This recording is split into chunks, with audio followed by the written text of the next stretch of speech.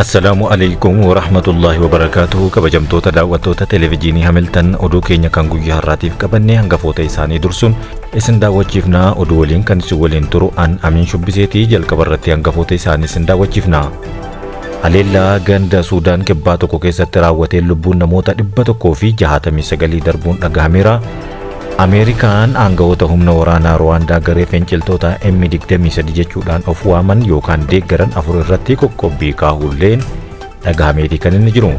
Waraana baha giddugaleessaa keessatti hammaatee itti fufee ilaalchisee Ameerikaan lammiileen ishee baha giddugaleessaa keessa jiran yoo xiqqaatee biyyoota 10 ol keessaa akka bahan ajajjeerti kan jedhullee odeeffannoo kana keessatti kan nuti daballuudha. Kana malees waraanni Israa'elii fi Iraan akkuma itti fufetti kan jiru yoo ta'u, Israa'el Iraaniin alatti Libaanos keessatti waraana hamaa gaggeessaa kan jirtu yoo ta'u, Hezbollaanis deebisaaraa jechuun dhaadateera. Bal'inna oduu kanaa guutuu isaa isin daawwachiifnaan waliin turaa isin jenna. Haleellaan ganda Suudaan kibbaa tokkotti raawwatamee lubbuun namoota 169 darbuun dhagahameera. Haleellaa qaamolee hidhatan ganda kaaba Suudaan kibbaa keessatti argamu tokko irratti bananiin yoo xiqqaate lubbuun namoota 169 darbuu fi hundi isaanii boolla tokko keessatti awwaalamuun gabaafameera jechuun aanga'oonni Associated Press himaniiru. Akka aanga'oonni naannaa san jiran ajaansa France Pressitti himanitti dhiheenya kana biyyattii keessatti weerarrii fi jeequmsi dabalaa jiraachuu ibsaniiru. Ajjeechaan kun dilbata ganama aanaa Abiyimnoom jedhamu keessatti kan gaggeeffame yoo ta'u, kana duras gochi kana fakkaatu ta'uu isaa himaniiru. Ministeerri fayyaa naannoo Ruweng kaabaa kan taate Elizaabeet Alkool bilbilaan akka himtetti reeffi namoota 169 bakka tokkotti walitti qabamuun boolla tokkotti awwaalamuu ragaa baateerti. Akkasumas miseensi odeeffannoo naannawa sanaa kan turan James Maayiluk taatee kanatti lakkoofsi namoota du'anii 169 gahuu mirkaneessuudhaan kan keessaa dubartoonni, daa'immanii fi manguddoonni keessatti akka argaman ibsanii akkasumallee reeffi dabalataa argamuu danda'a jechuun akeekkachiisaniiru. Maddi dippiloomaasii tokko kan maqaan isaa akka hin dhahamne gaafate yeroo miidiyaa ajaansa Faraansa Pressitti himetti lakkoofsi namoota du'an hanga ammaatti 70 gahuu danda'a, garuu dabalaa deemuu mala. Mootummaan ibsa baasee weerara suukanneessaa kana balaaleffateera. Ajjeechaa kana keessatti aanga'oonni mootummaa lama keessa jiraachuu mirkaneessaniiru. Ministeerri odeeffannoo biyyattii akka jedhanitti miidhaan kun lammiilee fi biyyattiidhaaf qaamolee nageenyaa mootummaa irratti kan raawwatamedha jechuun taatee kana wal qabate qorannoon bal'aan gaggeeffamaa jiraachuus himaniiru. Kana jechuun qaamoleen nageenya mootummaatis hidhattoota waliin walitti dhufeenya akka qaban gabaafameera. Ameerikaan aanga'oota humna waraanaa Ruwaandaa garee finciltoota M23 jedhaman deeggaran jechuun namoota 4 irratti qoqqobbii kaa'uun ibsiteerti. United States wiixata akka himtetti aanga'oota humna waraanaa Ruwaandaa 4 kan garee finciltoota M23 jedhaman deeggaru jettee irratti qoqqobbii keesseerti. Gareen finciltoota M23 kun yakka sarbiinsa mirga namoomaa Dimokiraatawaa Rippaabilika Koongoo keessatti raawwachuu garee himatamuudha.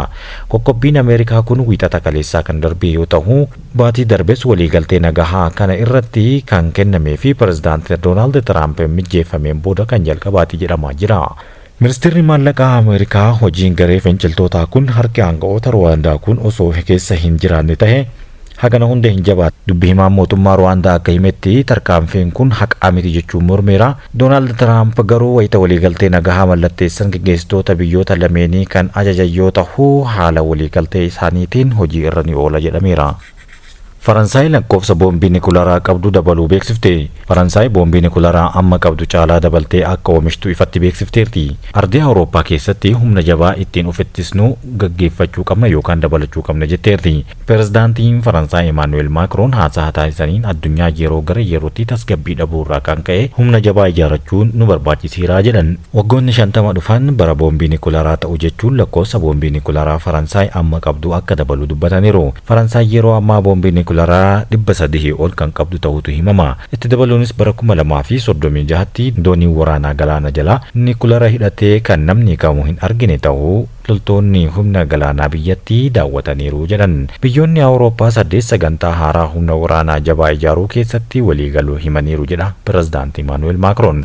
Biyyoonni kunneenis UK, Jarman, Poland, Neezerland, Belgium, Greek, Sweden fi Denmark akka ta'es himaniiti kan isaan jiran. Buufanni waraanaa Ameerikaa Bahareen keessa jiru guutumaan guututti manca'eera. Buufanni waraanaa kan humna qilleensaa Ameerikaa Bahareen keessatti argamu manca'uu miidiyaaleen Iraan gabaasaniiru. Viidiyoon miidiyaa Iraan Fars News agarsiisee akka himutti yookaan akka mul'isutti rookettiiwwan buufata kanarratti kiyyeeffatan jedhaman yeroo dhoohan agarsiiseera. Humnoonni eegumsa warraaqsaa Iraan misaayilonni fi dirooniiwwan haleellaa gaggeessanii wirtuu ajajaa buufata humna qilleensaa US Bahareen jiru haleelaniiru jechuun himeera. Haleellaa buufata waraanaa ishee irratti gaggeeffame jedhame kana ilaalchisee Ameerikaan hanga ammaatti deebii osoo hin kennin hafteerti. Ministeerri dhimma alaa Ameerikaa lammiileen biyyattii Bahareen dabalatee baha giddugaleessaa keessan akka bahan ajajeetii kan inni jiru. Ministeerri dhimma alaa Ameerikaa lammiileen Ameerikaa biyyoota baha giddugaleessaa hedduu keessa jiran balaa nageenyaa hamaa irraa of eeguuf jecha akka naannicha gadhiisan waamicha dhiyeesseera. Ministeerichi ibsa guyyaa kaleessaa gara galgalaa baasee mootummaan Ameerikaa lammiilee isaa yeroo ammaa kana naannicha keessa jiran filannoowwan geejjibaa daldalaa jiran hundumayyuu fayyadamuudhaan saffisaan akka bahan waamicha dhiyeesseera. Waamichi kun mata duree haaromsa nageenyaa lammiilee Ameerikaa baha giddugaleessaa jiraniif jedhuun kan bahe yoo ta'u haala nageenyaa yeroo ammaa kana irratti yaaddoo guddaa qabaachuus ministeerichi ergaa toora miidiyaa hawaasummaa irratti katabeen beeksisee jira. Waamichi kun kan dhiyaate lammiileen Ameerikaa biyyoota baha giddugaleessaa kanneen akka Bahareen, Masrii, Iraaq, Iraan, Israa'el, West Baankii fi Gaazaa akkasumas Joordaanii fi kanneen biroo dabalate akka ta'es ifa godheera. Israa'el waajjira pirezidaantii Iraan haleeluu himte.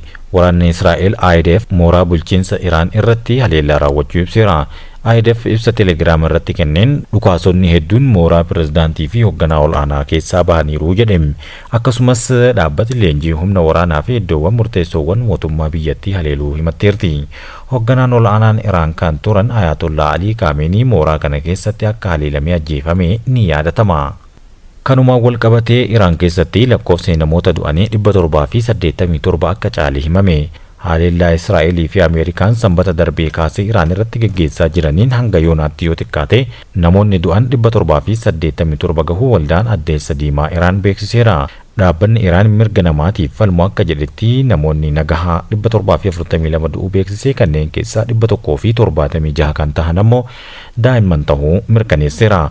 Haleellaa kanaan hospitaalonni Iraan 9 haleelamuu miseensa paarlaamaa Iraan kan taate Faaximaa Muhammad himteerti. Hospitaalota Iraan haleelaman jedhaman keessaa hospitaalli Gaandii magaalaa Teheraan keessatti argamu Israa'el hospitaalicha irratti tarkaanfii cimaa akka fudhattee fi kan himaa turtedha. Ministeerri fayyaa Iraan haleellaa hospitaala irratti gaggeeffame kanaaf Ameerikaa fi Israa'elitti quba qabeera. Kana malees Israa'el humna lafoo daangaa Libaanos dabalataan akka qubsiftu beeksifteerti. Ministeerri muummee Israa'el Benjaamin Netanyaahuu loltoonni biyyattii daangaa Libaanos iddoowwan tarsiimawaa ta'an akka qabatan ajajuu himeera. Haleellaa Hizboollaatiin uummanni daangaa irra jiraatu akka hin miidhamne gochuudhaaf loltoota keenya gara kibba Libaanos iddoowwan murteessoo ta'anitti akka qabatanii ajaja dabarsineerra jedhan.